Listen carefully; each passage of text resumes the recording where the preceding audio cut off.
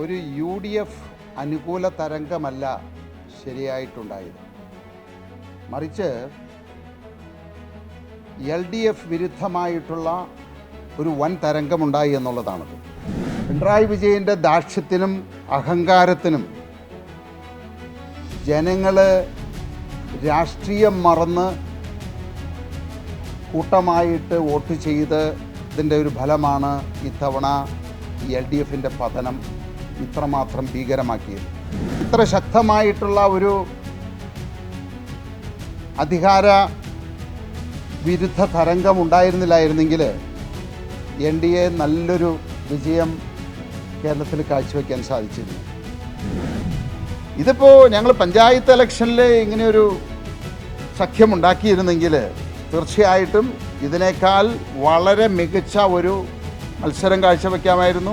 വളരെ മികച്ചൊരു വിജയവും ഞങ്ങൾക്ക് കൊണ്ടുവരാൻ സാധിച്ചു. ഞങ്ങൾക്ക് ഈ തവണത്തെ തെരഞ്ഞെടുപ്പ് 21-ലെ തെരഞ്ഞെടുപ്പായിട്ട് നോക്കുന്ന സമയത്ത് അതിൻ്റെ ഒരു 100% പോലും ബുദ്ധിമുട്ടുണ്ടായിരുന്നില്ല എന്നുള്ളതാണ്. അത്ര നിഷ്പ്രയാസമായിട്ടാണ് ഞങ്ങൾ മത്സരിച്ചത്. ഞങ്ങൾ ഇവിടെ വിവാദങ്ങൾ ഉണ്ടാക്കാനായിട്ടല്ല, ഞങ്ങൾ നോക്കുന്നത് കേരളത്തിൻ്റെ വികസനമാണ്, ഇവിടുത്തെ ജനങ്ങളെ സുരക്ഷിതമാക്കുക. ആ ഒരു ലക്ഷ്യത്തിലാണ് ഞങ്ങൾ മുന്നോട്ട് പോകുന്നത്. ഇത്തവണത്തെ തെരഞ്ഞെടുപ്പിൽ ഒരു UDF അനുകൂല തരംഗമല്ല ശരിയായിട്ടുണ്ടായത്. മറിച്ച് LDF വിരുദ്ധമായിട്ടുള്ള ഒരു വൻ തരംഗമുണ്ടായി എന്നുള്ളതാണത്. പ്രത്യേകിച്ച് മുഖ്യമന്ത്രി പിണറായി വിജയനെതിരായിട്ടുള്ള ജനരോഷം ഒരു കൊടുങ്കാറ്റായിട്ട് ആഞ്ഞടിച്ചു എന്നുള്ളതാണത്. പിണറായി വിജയൻ്റെ ദാക്ഷ്യത്തിനും അഹങ്കാരത്തിനും ജനങ്ങൾ രാഷ്ട്രീയം മറന്ന് കൂട്ടമായിട്ട് വോട്ട് ചെയ്തതിൻ്റെ ഒരു ഫലമാണ് ഇത്തവണ LDFിൻ്റെ പതനം ഇത്രമാത്രം ഭീകരമാക്കിയത്. നമുക്കറിയാം, 2016 പിണറായി വിജയൻ അധികാരത്തിലേറിയ അന്ന് മുതൽ തന്നെ വലിയൊരു ഭരണസ്തംഭനം ഈ രാജ്യത്തെ, ഈ സംസ്ഥാനത്തെ കൊള്ളയടിക്കുകയായിരുന്നു. പക്ഷേ നിപ്പയും അതുപോലെ തന്നെ കോവിഡും വെള്ളപ്പൊക്കവും ഈ ദുരന്തവുമെല്ലാം ഇതിനിടയ്ക്ക് വന്നതുകൊണ്ട് ഭരണത്തിൻ്റെ ഭീകരത അല്ലെങ്കിൽ ഭരണം വരുത്തി വെച്ച നാശങ്ങൾ, ജനങ്ങൾക്കുണ്ടായ ദ്രോഹങ്ങൾ ജനങ്ങൾക്ക് തിരിച്ചറിയാൻ പറ്റിയില്ല എന്നുള്ളത് കൊണ്ടാണ് രണ്ടാം പിണറായി സർക്കാർ അധികാരത്തിൽ വന്നത്. പക്ഷേ ഇത്തവണ ജനങ്ങൾ ഒറ്റക്കെട്ടായിട്ട് എന്ത് വില കൊടുത്തും LDFിനെ താഴെ ഇറക്കണം, പിണറായി സർക്കാരിനെ താഴെ ഇറക്കണം എന്നുള്ള ഒരു വാശിയോട് കൂടിയാണ് പോളിംഗ് ബൂത്തിലേക്ക് പോയത്. പക്ഷേ അത് ജനങ്ങളുടെ ബോഡി ലാംഗ്വേജിൽ അത് പ്രകടമായിരുന്നില്ല എന്നുള്ളതാണ്. പക്ഷേ റിസൾട്ട് വന്നു കഴിഞ്ഞപ്പോൾ നമുക്ക് മനസ്സിലാക്കാൻ സാധിച്ചത് അത് അതിശക്തമായിട്ട് ആഞ്ഞടിച്ചു. അവിടെ തീർച്ചയായിട്ടും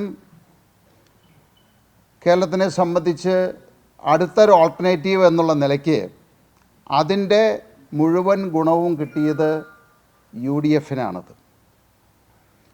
ഒരു പക്ഷേ ഇത്ര ശക്തമായിട്ടുള്ള ഒരു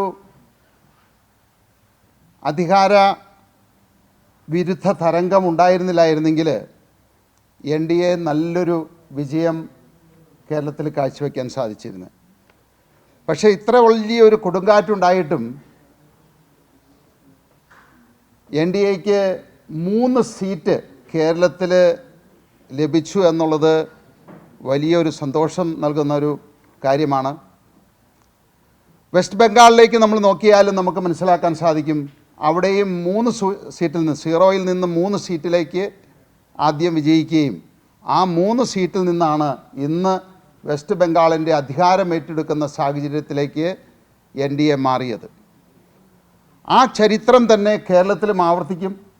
ഈ 3 സീറ്റ് എന്ന് പറയുന്നത് NDA സംബന്ധിച്ചൊരു തുടക്കമാണത്. ഇനി വരാൻ പോകുന്ന തെരഞ്ഞെടുപ്പിൽ തീർച്ചയായിട്ടും ഇവിടെ മത്സരം എന്ന് പറയുന്നത് UDFും NDAയും തമ്മിലായിരിക്കും. കാരണം ഇത്തവണത്തെ പരാജയത്തോടു കൂടി കമ്മ്യൂണിസ്റ്റ് പാർട്ടി തന്നെ ഇന്ത്യയിൽ നിന്ന് അപ്രത്യക്ഷമാകും എന്നുള്ളതാണ്. അപ്പോൾ തീർച്ചയായിട്ടും വരുന്ന തെരഞ്ഞെടുപ്പിൽ 2 മുന്നണികളെ ഉണ്ടാകൂ. അത് ഒന്ന് NDAയും UDFും മാത്രമായിരിക്കും. അങ്ങനെ വരുന്ന സാഹചര്യത്തിൽ തീർച്ചയായിട്ടും NDAയ്ക്ക് കേരളത്തിൻ്റെ അധികാരത്തിലേക്ക് വരാൻ സാധിക്കും. അങ്ങനെ NDAയ്ക്ക് മാത്രമേ കേരളത്തെ രക്ഷിക്കാനായിട്ട് സാധിക്കുകയുള്ളൂ. ഇപ്പോൾ ജനവിധി അല്ലെങ്കിൽ ജനങ്ങൾ തിരഞ്ഞെടുത്ത UDFിന് എല്ലാ ആശംസകളും ഞങ്ങൾ നേരുകയാണ്. അവർ ജനങ്ങൾക്ക് കൊടുത്തിരിക്കുന്ന വാഗ്ദാനങ്ങൾ കൃത്യമായിട്ട് പാലിക്കണം. കാരണം നമുക്കറിയാം, ഇടത് സർക്കാരും ഇതുപോലെ തന്നെ ക്ഷേമ പെൻഷൻ 2000 രൂപ ആക്കുമെന്ന് പറഞ്ഞിട്ട് 5 വർഷം കാത്തിരുന്ന് അധികാരത്തിൽ നിന്ന് ഇറങ്ങുന്നതിന് 1 മാസം മുമ്പാണ് ക്ഷേമ പെൻഷൻ നൽകിയത്. ജനങ്ങളോട് ഏതെങ്കിലും രീതിയിലുള്ള വാഗ്ദാനങ്ങൾ കൊടുത്തിട്ടുണ്ടെങ്കിൽ അധികാരത്തിലേറുന്ന അതേ മാസത്തിൽ തന്നെ അതെല്ലാം നടപ്പിലാക്കിക്കൊണ്ട് ആയിരിക്കണം ഏതൊരു സർക്കാരും ഭരണത്തിലേക്ക് പോകേണ്ടത്. ആ ഒരു അഭ്യർത്ഥന മാത്രമേ ഉള്ളൂ. അപ്പോൾ 2020 അതിൻ്റെ എല്ലാ ഭാവങ്ങളും വരുന്ന സർക്കാരിന് നേരുകയാണ്. ഒരു NDA 2020 കൂടുമ്പോൾ അല്ലെങ്കിൽ കഴിഞ്ഞ തവണ 21 NDAയും 2020യും കൂടി സമാഹരിച്ച വോട്ടുകൾ നോക്കുന്ന സാഹചര്യത്തിൽ തീർച്ചയായിട്ടും അതിൽ കുറവുകൾ വന്നിട്ടുണ്ട്. അതിപ്പോൾ നമ്മളിപ്പോൾ ഞാൻ ആദ്യമേ സൂചിപ്പിച്ച പോലെ ഒരു കൊടുങ്കാറ്റടിക്കുന്ന സമയത്ത് അത് 2020യിൽ മാത്രമല്ല, 99 സീറ്റുണ്ടായിരുന്ന LDF തകർന്ന് തരിപ്പണമായിട്ട് 35 സീറ്റിലേക്ക് വരുന്നു. മുഖ്യമന്ത്രി പിണറായി വിജയൻ്റെ തന്നെ പാർട്ടി ഗ്രാമങ്ങളിൽ നിന്ന് അവരുടെ വോട്ടുകൾ 30,000-ലധികം കുറയുന്നു. അപ്പോൾ അതിൻ്റെ ഭാഗമായിട്ട് വന്ന കുറവുകളല്ലാതെ ഓവറോൾ NDAയുടെ പെർഫോമൻസ് കേരളത്തിൽ നോക്കിക്കഴിഞ്ഞാൽ കഴിഞ്ഞ തവണത്തേനേക്കാൾ നേട്ടമുണ്ടാക്കി.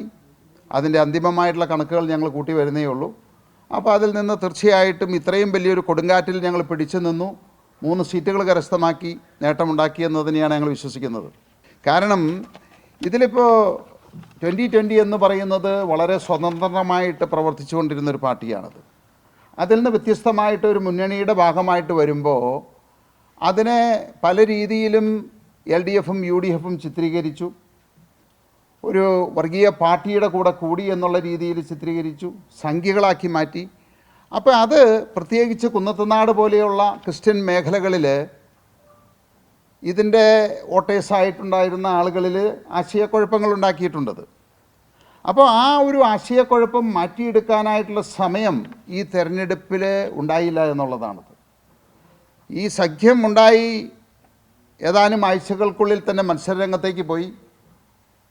അപ്പോൾ അത് ഈ പറയുന്ന പ്രതിപക്ഷത്തെ കോൺഗ്രസും അതുപോലെ തന്നെ LDFും നല്ല രീതിയിൽ ജനങ്ങൾ അത് ഉപയോഗിച്ചു. അതിൻ്റെ ഒരു ചെറിയ ഒരു ഡാമേജ് തീർച്ചയായിട്ടും ഞങ്ങളുടെ തെരഞ്ഞെടുപ്പിൽ ഞങ്ങൾക്കുണ്ടായിട്ടുണ്ടത്. VP സജീന്ദ്രൻ തോറ്റപ്പോൾ എന്തുകൊണ്ട് പാർട്ടിയെ പിരിച്ചുവിട്ടില്ല? കഴിഞ്ഞ തവണ അദ്ദേഹം തോറ്റതാണല്ലോ. അപ്പോൾ ഞാൻ പറയുന്നത് ഈ തെരഞ്ഞെടുപ്പ് എന്ന് പറയുമ്പോൾ ഇപ്പോൾ എത്രയോ മന്ത്രിമാർ തോറ്റിരിക്കുന്നു. ഇതിനു മുമ്പ് ഈ കോൺഗ്രസ്സുകാർ എത്രയോ പേര് തോറ്റു. അവർക്ക് 40 സീറ്റല്ലേ ഉണ്ടായിരുന്നുള്ളൂ. എന്തുകൊണ്ട് അന്ന് പാർട്ടി പിരിച്ചുവിട്ടില്ല? അപ്പോൾ ഏതെങ്കിലും പാർട്ടികൾ തെരഞ്ഞെടുപ്പിൽ മത്സരിച്ച് കഴിഞ്ഞാൽ ആ പാർട്ടിയൊക്കെ പിരിച്ചുവിടുക എന്ന് പറഞ്ഞു കഴിഞ്ഞാൽ പിന്നെ ഇവിടെ രാഷ്ട്രീയ പാർട്ടികൾ ഉണ്ടാവില്ല മത്സരിക്കാനായിട്ട്. പണ്ടേ കോൺഗ്രസ് പിരിച്ചുവിടേണ്ടതായിരുന്നു, കമ്മ്യൂണിസ്റ്റ് പിരിച്ചുവിടേണ്ടതായിരുന്നു. പിന്നെ ആരാ ഇവിടെ മത്സരിക്കാനുണ്ടാകുക? ഈ 2020യിലേക്ക് വന്ന അല്ലെങ്കിൽ 2020യുടെ വോട്ടേഴ്സ് എന്ന് പറയുന്നത് രാഷ്ട്രീയത്തിനതീതമായിട്ട് നിഷ്പക്ഷമായിട്ട് നിൽക്കുന്ന നല്ലൊരു വിഭാഗമുണ്ട്. ഇപ്പോൾ ഞങ്ങളെ സംബന്ധിച്ച് കോൺഗ്രസിൻ്റെ നല്ലൊരു വിഭാഗം വോട്ട് ആളുകൾ ഞങ്ങൾക്ക് വോട്ട് ചെയ്യുന്നുണ്ട്, കമ്മ്യൂണിസ്റ്റിൻ്റെ നല്ലൊരു ഭാഗം വോട്ട് ചെയ്യുന്നുണ്ട്, BJPയുടെ നല്ലൊരു ഭാഗം വോട്ട് ചെയ്യുന്നുണ്ട്. ഇതിനെല്ലാം പുറമെയാണ് നിഷ്പക്ഷമായിട്ട് രാഷ്ട്രീയത്തിനതീതമായിട്ട് നിൽക്കുന്ന ആളുകളാണ് ഭൂരിപക്ഷം ആളുകൾ. അപ്പോൾ ഞങ്ങൾ ആ ഒരു നിലപാടിൽ നിന്ന് മാറി NDAയിലേക്ക് വന്നു കഴിഞ്ഞപ്പോൾ ഈ കോൺഗ്രസിൽ നിന്ന് അല്ലെങ്കിൽ കമ്മ്യൂണിസ്റ്റിൽ നിന്ന് ഞങ്ങൾക്ക് വോട്ട് ചെയ്തുകൊണ്ടിരുന്ന ആളുകൾ ഞങ്ങൾ വേറൊരു രാഷ്ട്രീയ പാർട്ടിയുടെ അല്ലെങ്കിൽ അവരെതിർക്കുന്ന പാർട്ടിയുടെ ഒരു ഭാഗമായി മാറിയപ്പോൾ അവർ സ്വാഭാവികമായിട്ട് അവരുടെ വോട്ടുകൾ നഷ്ടപ്പെട്ടു. അതിന് പുറമെ ഈ നിഷ്പക്ഷപാതികളായിട്ടുള്ള ആളുകൾ, ഞാൻ പറഞ്ഞൊരു അവർക്ക് പലർക്കും ആശയക്കുഴപ്പങ്ങൾ ഉണ്ടാക്കാൻ ഇവർക്ക് സാധിച്ചു. അങ്ങനെ വന്നു കഴിഞ്ഞപ്പോൾ അവരിലും ഒരു ശതമാനം വോട്ട് നഷ്ടപ്പെട്ടിട്ടുണ്ടത്. അതെല്ലാം താൽക്കാലികമായിട്ടുള്ളൊരു പ്രതിഭാസമാണ്. കാരണം ഇങ്ങനെയൊരു സംവിധാനം ജനുവരി അവസാനമാണ് ഇങ്ങനെ ഒരു തീരുമാനമെടുക്കുന്നത്. മാർച്ചിൽ നമ്മൾ തിരഞ്ഞെടുപ്പിലേക്ക് പോയി. അത് പറഞ്ഞ് മനസ്സിലാക്കാനോ ആശയക്കുഴപ്പം പരിഹരിക്കാനോ സാധിക്കുന്നതിന് മുമ്പ് തിരഞ്ഞെടുപ്പിലേക്ക് പോയത് കൊണ്ട് മാത്രം ഉണ്ടായതാണത്. അപ്പോൾ അതൊരു വലിയൊരു ലോങ് ടൈമിൽ അതൊരു വലിയൊരു പ്രശ്നമായിട്ട് ഞങ്ങൾ കാണുന്നില്ല. ഈ പോയവരെല്ലാം തിരിച്ചു വരും, അതിനേക്കാൾ ശക്തിയാർജിച്ച് തന്നെ 2020 വിജയിക്കുകയും ചെയ്യും. നമുക്ക് ഈ സ്ഥാനാർത്ഥികളെ കോൺഗ്രസിൻ്റെ 140, UDFൻ്റെ 140 സ്ഥാനാർത്ഥികളെ എടുക്കട്ടെ, അവരുടെ കഴിവുകളും അവരുടെ ക്വാളിഫിക്കേഷനും അവരുടെ എക്സ്പീരിയൻസും എടുക്കട്ടെ, അതുപോലെ തന്നെ LDFൻ്റെ എടുക്കട്ടെ. എഴുന്നേറ്റ് നടക്കാൻ പറ്റില്ലാത്ത ആളുകൾ മത്സരിച്ച സംസ്ഥാനമാണത്. നമ്മളുടെ 2020യുടെ ഒരു സ്ഥാനാർത്ഥിയെ അല്ലെങ്കിൽ ഏതെങ്കിലും ഒരാളെ വെച്ചിട്ട് മാത്രം നമ്മൾ ചിത്രീകരിക്കുന്നത് ശരിയല്ല. അങ്ങനെ എടുത്തിട്ട് ആ 140 പേരെയും വിലയിരുത്തി കഴിഞ്ഞാൽ ഞങ്ങളുടെ സ്ഥാനാർത്ഥികൾ അവരിലെ ഭൂരിഭാഗം ആളുകളേക്കാൾ മെച്ചപ്പെട്ട സ്ഥാനാർത്ഥികളാണ്. ഇല്ല, നമുക്ക് ഏതൊരു സംവിധാനത്തിലും പുതിയൊരു സംവിധാനം, ഇപ്പോൾ നമ്മളൊരു വിത്തിട്ട് കഴിഞ്ഞാൽ നാളെ അതിൻ്റെ ഫലം പ്രതീക്ഷിക്കാൻ പാടില്ല. ഞങ്ങളൊരു മുന്നണിയിൽ ചേർന്നത് വളരെ ആലോചിച്ചെടുത്തൊരു തീരുമാനമാണത്. ആ തീരുമാനം അതിൽ ചിലപ്പോൾ നല്ലതാവാം, ചീത്തയാവാം, താൽക്കാലികമായിട്ട് ചീത്തയാവാം, അങ്ങനെയുള്ള പല കാര്യങ്ങളുണ്ടാകാം അതിനകത്ത്. അപ്പോൾ അതൊക്കെ നമുക്ക് കാത്തിരുന്ന് അതിലുള്ള ഏതെങ്കിലും സംഗതികളുണ്ടെങ്കിൽ പരിഹരിച്ച് മുന്നോട്ട് പോകണം. കാരണം രണ്ട് സംവിധാനങ്ങൾ തമ്മിൽ ചേരുന്ന സമയത്ത് അവിടെ BJP എന്ന് പറയുന്ന രാഷ്ട്രീയ പാർട്ടി, ഇവിടെ 2020 എന്ന് പറയുന്ന പാർട്ടിയും കൂടി അവരുടെ അംഗങ്ങൾ തമ്മിൽ സെറ്റാവാനായിട്ടുള്ളൊരു സമയമുണ്ടത്. ആ ഒരു സമയത്തിൻ്റെ ഗ്യാപ്പ് കിട്ടിയില്ല എന്നുള്ളതാണ് അതിൽ പല സ്ഥലത്തും സംഭവിച്ചത്. അപ്പോൾ അവിടെ ഒരു കോർഡിനേഷന്, രണ്ട് പാർട്ടികളും തമ്മിലുള്ള കോർഡിനേഷനിൽ പരസ്പരം ആ മത്സരരംഗത്ത് വന്നപ്പോൾ അതിൽ ചില അപാകതകളുണ്ടായിട്ടുണ്ട്. അത് പരിഹരിച്ചു വന്നപ്പോഴേക്കും ഇലക്ഷൻ കഴിഞ്ഞിരിക്കുന്നു. അപ്പോൾ ഇതിപ്പോൾ ഞങ്ങൾ പഞ്ചായത്ത് ഇലക്ഷനിൽ ഇങ്ങനെയൊരു സഖ്യമുണ്ടാക്കിയിരുന്നെങ്കിൽ തീർച്ചയായിട്ടും ഇതിനേക്കാൾ വളരെ മികച്ച ഒരു മത്സരം കാഴ്ചവെക്കാമായിരുന്നു. വളരെ മികച്ചൊരു വിജയവും ഞങ്ങൾക്ക് കൊണ്ടുവരാൻ സാധിച്ചേനെ. ഞങ്ങൾ ഇങ്ങനെ ഒരു സഖ്യത്തിൽ ചേരാൻ തന്നെ ഒരു സാഹചര്യം ഉണ്ടാക്കിയത് തന്നെ പഞ്ചായത്ത് തെരഞ്ഞെടുപ്പാണത്. ആ പഞ്ചായത്ത് തെരഞ്ഞെടുപ്പിൽ ഇവിടുത്തെ LDFും UDFും SDPIയും PDPയും വെൽഫെയർ പാർട്ടിയും 25 പാർട്ടികൾ ചേർന്ന് ഒറ്റ സ്ഥാനാർത്ഥിയെ നിർത്തി ഒറ്റ ചിഹ്നത്തിൽ ഞങ്ങളെ ഇല്ലാതാക്കാൻ ശ്രമിച്ചപ്പോൾ അപ്പോഴാണ് ഞങ്ങൾ അങ്ങനെ ഒരു സഖ്യത്തിൽ ചേരുന്നതിനെ പറ്റി ആലോചിച്ചതും തീരുമാനമെടുത്തതും. അതിനു മുമ്പ് അങ്ങനെ ഒരു ആലോചന ഉണ്ടായിരുന്നെങ്കിൽ ഞങ്ങൾ അന്നേ ചേർന്ന് മത്സരിക്കേണ്ടതല്ലേ. 21 BJPയുടെ സ്ഥാനാർത്ഥി തൃപ്പൂണിത്തുറ മത്സരിച്ചപ്പോൾ 23,000 വോട്ടുകളാണ് കിട്ടിയത്. അതേ സ്ഥലത്ത് അവിടെ തന്നെയാണ് നമ്മൾ ഡീലിൻ്റെ കാര്യമൊക്കെ പറഞ്ഞത്. ഡീലിൻ്റെ കാര്യം പറഞ്ഞ ആളുകളാണ് വിജയിച്ചത്. അങ്ങനെ ഒരു ഡീല് നടത്തണമെങ്കിൽ അവിടെ കമ്മ്യൂണിസ്റ്റ് പാർട്ടിക്കാരാണ് വിജയിക്കേണ്ടത്. ഇനി അതിനേക്കാൾ ഉപരിയായിട്ട് 23,000 വോട്ട് കിട്ടിയ സ്ഥലത്ത് 30% വോട്ട് വർധനവാണ് അവിടെ ഉണ്ടായിരിക്കുന്നത്. 30,000 വോട്ടിലേക്ക് വന്നു. അത് 7,000 വോട്ട് അവിടെ വർദ്ധിച്ചു. അത് നിസ്സാര കാര്യമല്ല. ഇത്രയും വലിയൊരു കൊടുങ്കാറ്റുണ്ടായപ്പോഴും തൃപ്പൂണിത്തുറ ഇത്രയും വിവാദമുണ്ടാക്കിയ ആ മണ്ഡലത്തിൽ ഞങ്ങൾക്ക് 30% വോട്ട് വർദ്ധിപ്പിക്കാൻ സാധിച്ചു എന്ന് പറയുമ്പോൾ ആരാണ് വോട്ട് ചെയ്യാത്തത്? BJPക്കാർ വോട്ട് ചെയ്തു, 2020കാർ വോട്ട് ചെയ്തു. അതിൻ്റെ ഫലമാണ് 30,000 വോട്ട് കിട്ടിയത്.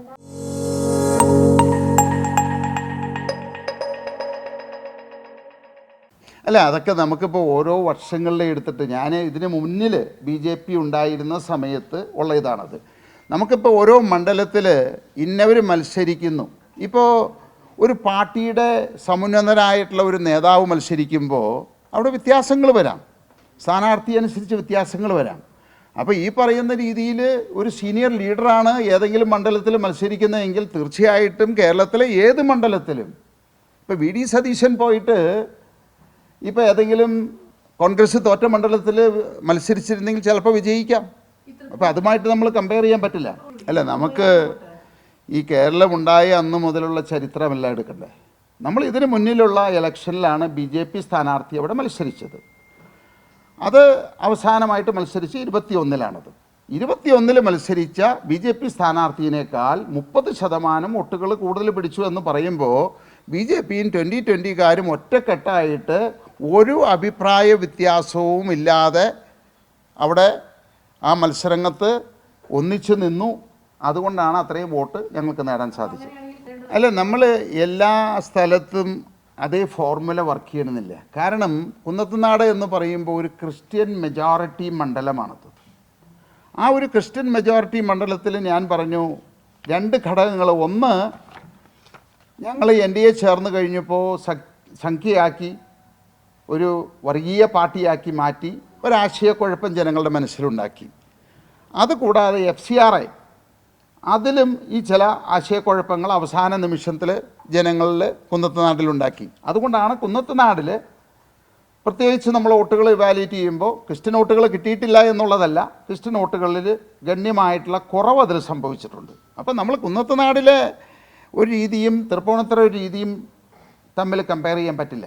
ഓരോ മണ്ഡലങ്ങളിലും അതിൻ്റെ സാഹചര്യങ്ങളനുസരിച്ച് നമ്മൾ വിലയിരുത്തേണ്ടതായിട്ടുണ്ട്. ഇതിൽ ഞാൻ പലതവണ വ്യക്തമാക്കിയിട്ടുണ്ട്, ഞാൻ രാഷ്ട്രീയത്തിലേക്ക് വന്നത് അധികാരത്തിന് വേണ്ടിയിട്ടോ സ്ഥാനമാനങ്ങൾക്ക് വേണ്ടിയിട്ടോ പണമുണ്ടാക്കാനോ ഒരു MLA ആകാനോ MP ആകാനോ മന്ത്രിയാകാനോ ആയിരുന്നില്ല, ഇന്നുമല്ല.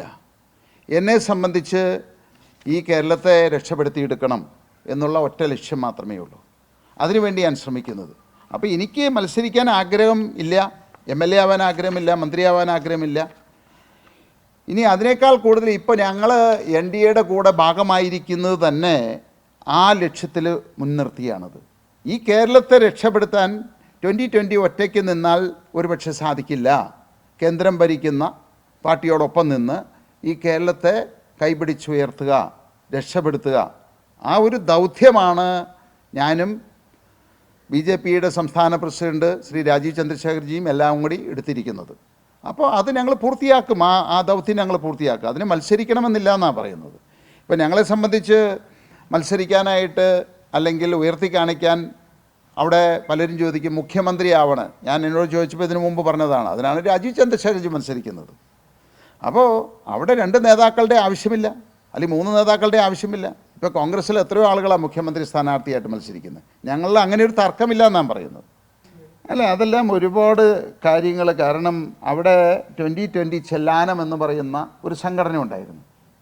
പല ആളുകളും അവിടെ വിചാരിച്ചിരിക്കുന്നത് അത് 2020യുടെ ഭാഗമാണ് എന്നുള്ളതാണ്. അത് 2020 ആയിട്ട് യാതൊരു ബന്ധവുമില്ല.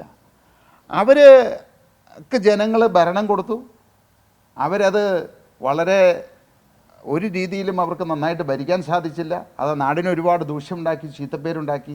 ജനങ്ങൾ ഇന്ന് ചെല്ലാനത്തെ ആളുകൾ അല്ലെങ്കിൽ ആ പ്രദേശത്തെ ആളുകൾ വിചാരിച്ചിരിക്കുന്നത് അത് 2020 ആണ് എന്ന് വിചാരിച്ച് അവിടെ ഒരു നെഗറ്റീവ് ഇത് 2020യോടൊപ്പം ഉണ്ട്.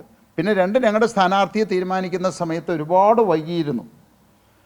അപ്പോൾ ഏറ്റവും അവസാനം പ്രഖ്യാപിച്ചൊരു സ്ഥാനാർത്ഥിയാണ്. അപ്പോൾ വേണ്ട രീതിയിൽ അതിൻ്റെ പ്രചരണം നടത്താനോ ഞങ്ങൾക്ക് എല്ലായിടത്തും എത്തിച്ചേരാനോ സാധിച്ചില്ല. അതുകൊണ്ട് സംഭവിച്ചതാണ്.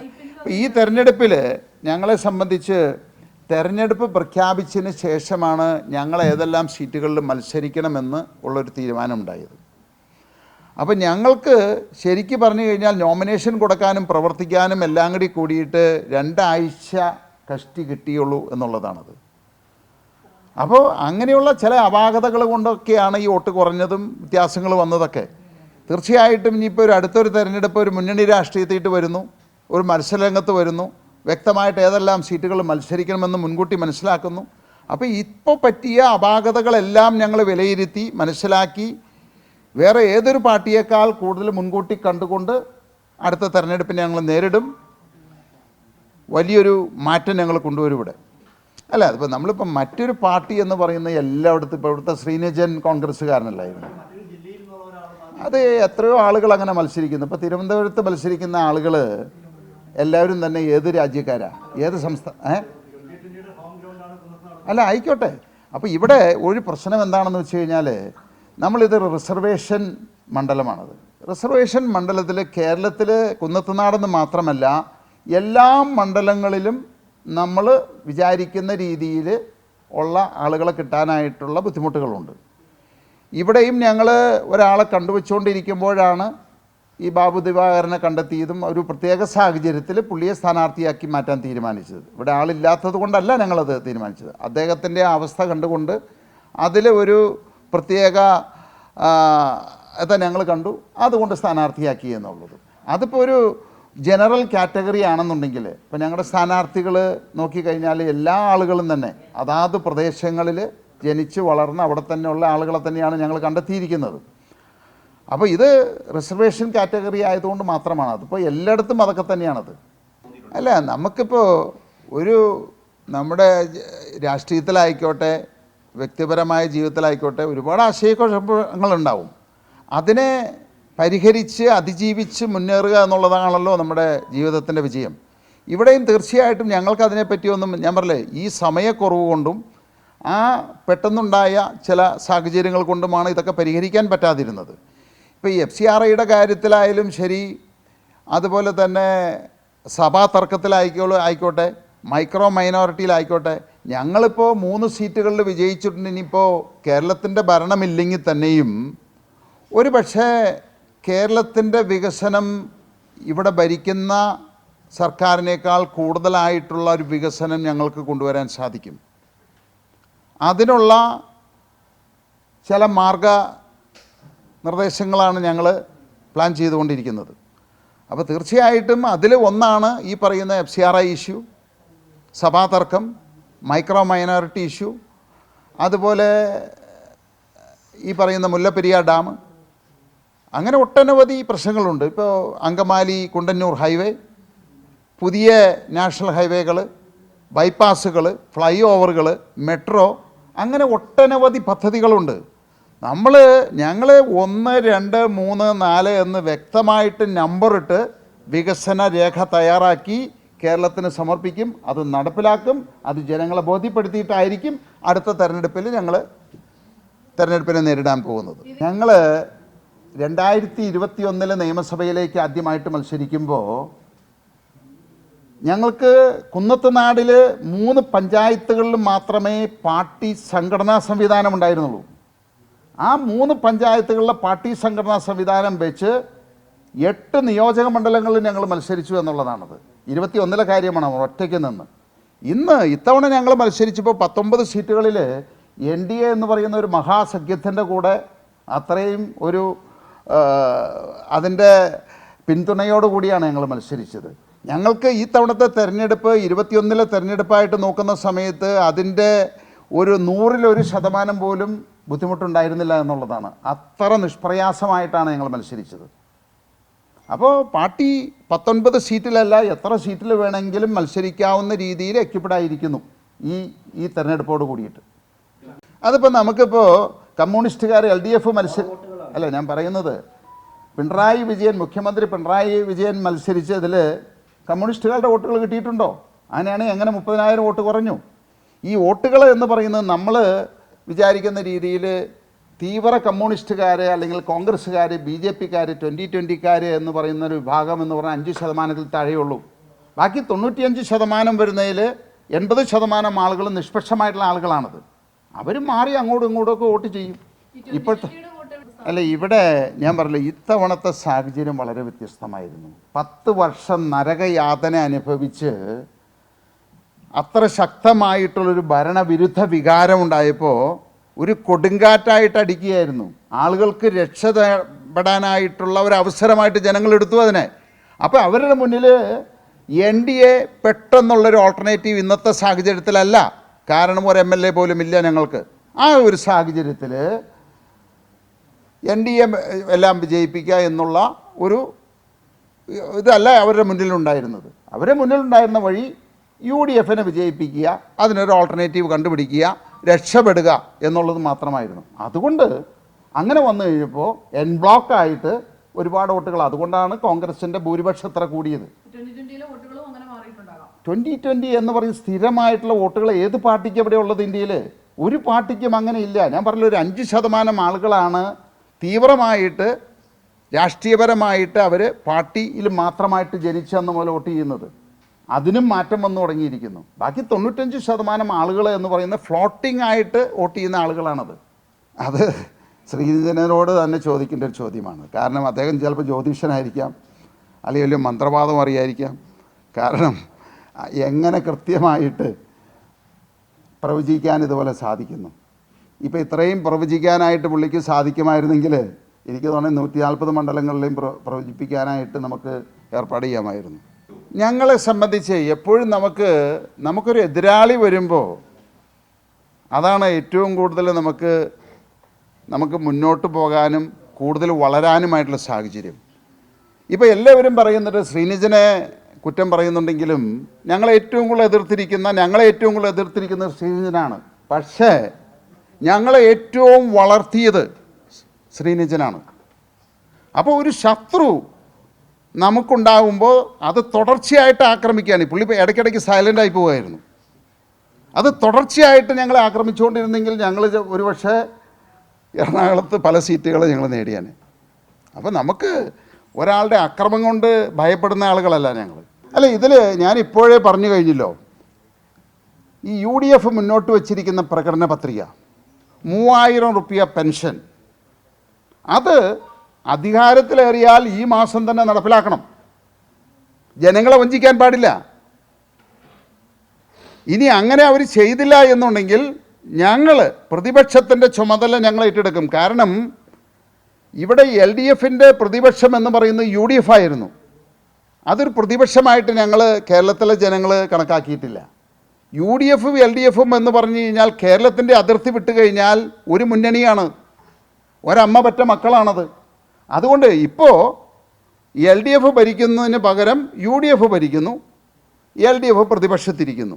അവർ പ്രതിപക്ഷത്തിൻ്റെ പേരുണ്ട് എന്നല്ലാതെ ഒരിക്കലും UDFൻ്റെ കൊള്ളരുതായ്മകൾ ചൂണ്ടിക്കാണിക്കില്ല. യഥാർത്ഥ പ്രതിപക്ഷമാകാൻ പോകുന്നത് NDAയുടെ 3 MLAമാരായിരിക്കും.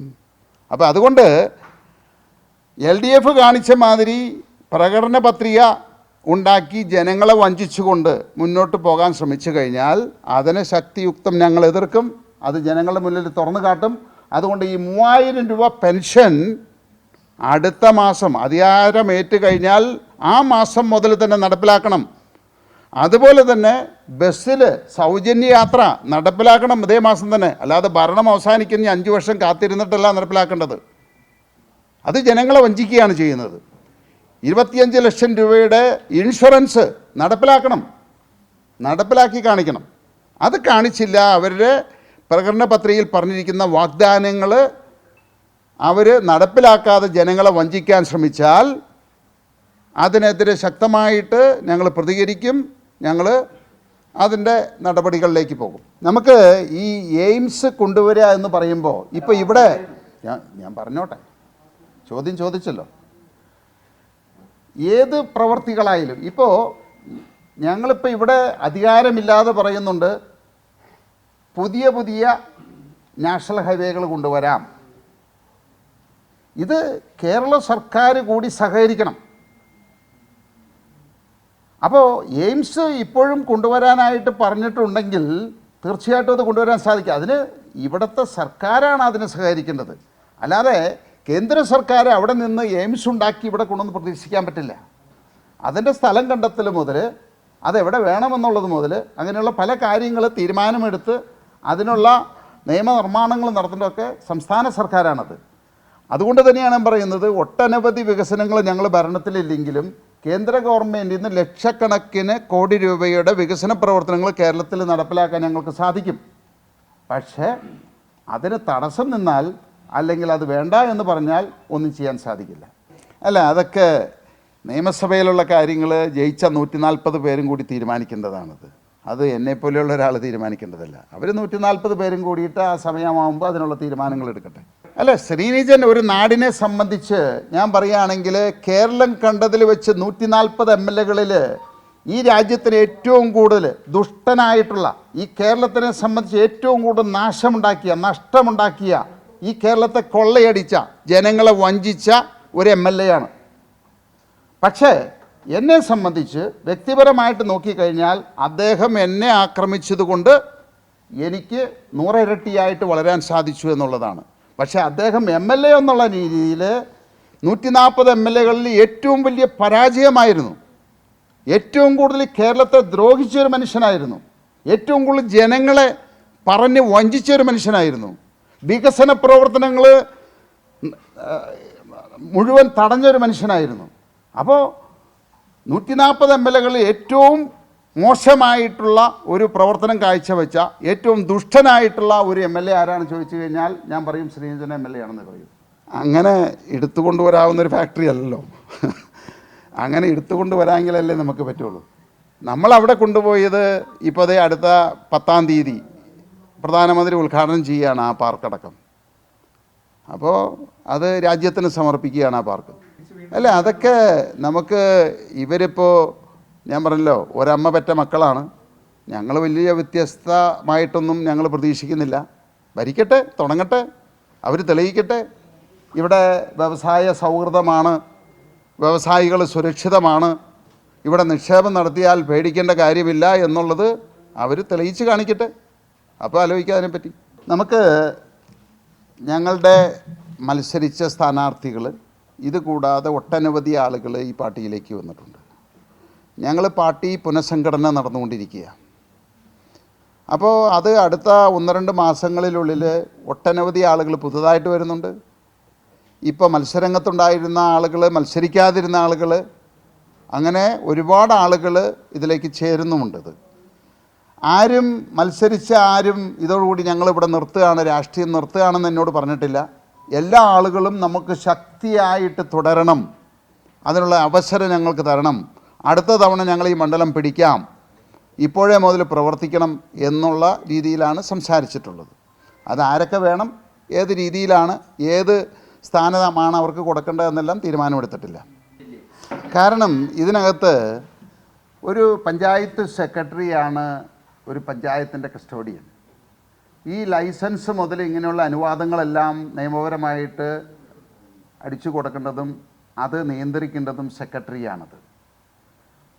അപ്പോൾ ഇവിടെ സംഭവിച്ചെന്താണെന്ന് വെച്ച് കഴിഞ്ഞാൽ ഇതിൻ്റെ ഉടമസ്ഥൻ ഈ ഇങ്ങനെയുള്ളൊരു സ്ഥാപനത്തിന് ലൈസൻസ് വേണമോ എന്ന് ചോദിച്ച് ഒരു വിവരാവകാശം കൊടുക്കുകയും അതിനാവശ്യമില്ല, ലൈസൻസ് ആവശ്യമില്ല എന്ന് അദ്ദേഹം ഒരു കത്ത് കൊടുക്കുകയും ചെയ്തു. അതിൻ്റെ അടിസ്ഥാനത്തിലാണ് അവർ തുടങ്ങിയത്.